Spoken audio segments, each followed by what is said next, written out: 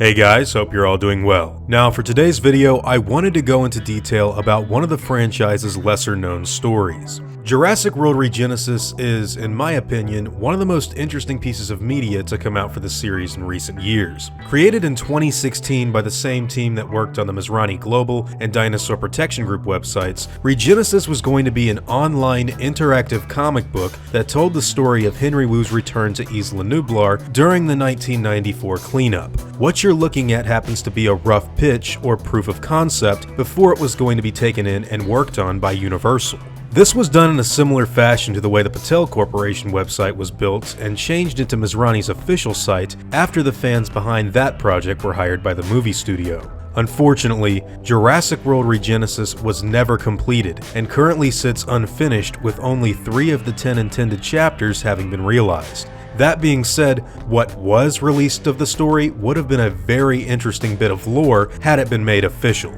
The story starts out with a baryonyx attack on a beach in Costa Rica. Those who weren't killed by the dinosaur had been drinking heavily and believed the animal to have been a crocodile. After reporting this to the local police, InGen looked into the attack and began to suspect that some of their animals must still be alive. This prompted Dr. Wu's trip to Nublar, wherein he found evidence that the dinosaurs had been breeding in Jurassic Park despite his attempts at genetic chromosome control. Much of the island was to be explored during this expedition, with several different dinosaurs making appearances in the story. After walking through the visitor center, we would find DNA vials missing from their vault, which would presumably be the way the company found out about what exactly Nedry's sabotage was for. Another part of the plot would center around a woman whom Henry Wu had a romantic interest with, which I can only assume would have ended in a rather tragic way. But by far, the thing that would have gotten people talking the most about this story happens to be a certain planned scene that was never completed. During their stay on the island, a group of InGen workers were going to be stalked by a pack of Dilophosaurs.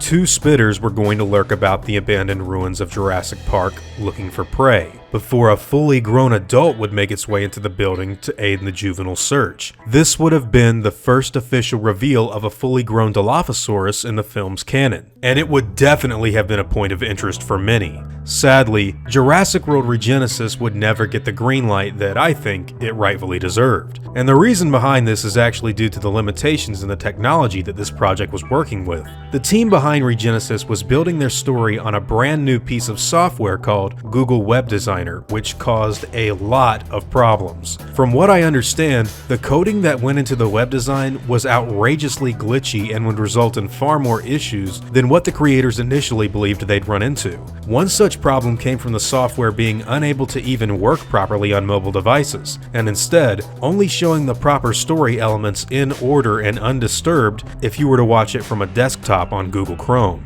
Needless to say, this would prove to be a big roadblock for the story going forward, and the 1994 cleanup remains untold as of this very day. I want to make it clear that because of the issues surrounding the software, this story was never made canon, and instead, much of its events were incorporated or alluded to in the DPG articles that were released alongside Jurassic World Fallen Kingdom. That being said, I personally would love to see this story redone, fully realized, and completed someday. I think the events that took place directly after the first Jurassic Park is something that fans have wanted to see for years, and InGen's response to the failure of Hammond's grand vision would make a great segue into the Lost World if done well enough. Maybe someday it can get completed, but I think the only way for that to truly happen would be for fans to tell the creators that this is something they'd love to see. But those are all just my thoughts on Jurassic World Regenesis. Less than half of the story was ever released, and it doesn't look like we'll get the end anytime soon. But what do you think about this project? Would you like to see this story completed and redone completely sometime in the future? I'd love to know your thoughts and opinions on this in the comments down below.